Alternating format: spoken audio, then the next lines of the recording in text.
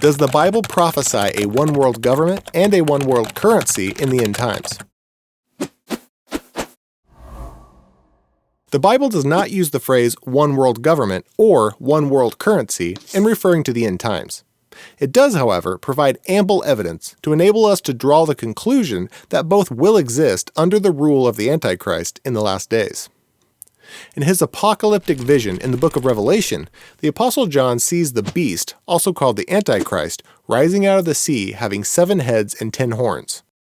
Combining this vision with Daniel's similar one, we can conclude that some sort of world system will be inaugurated by the beast, the most powerful horn, who will defeat the other 9 and will begin to wage war against Christians.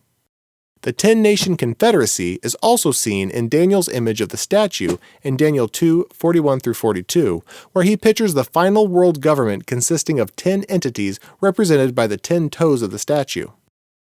Whoever the 10 are and however they come to power, Scripture is clear that the beast will either destroy them or reduce their power to nothing more than figureheads.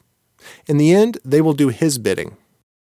John goes on to describe the ruler of this vast empire by having power and great authority given to him by Satan himself, being followed by and receiving worship from all the world, and having authority over every tribe, people, language, and nation.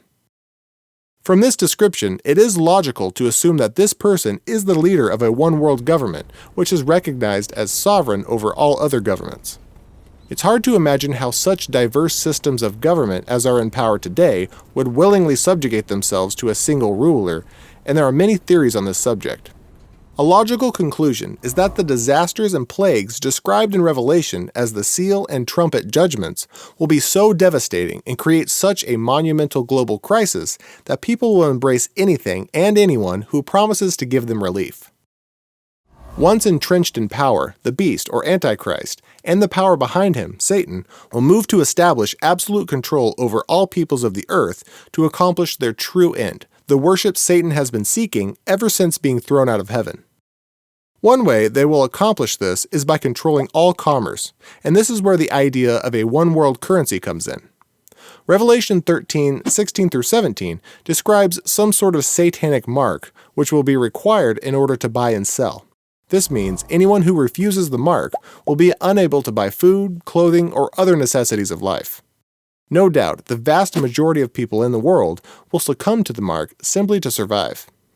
Again, verse 16 makes it clear that this will be a universal system of control where everyone, rich and poor, great and small, will bear the mark on their hand or forehead.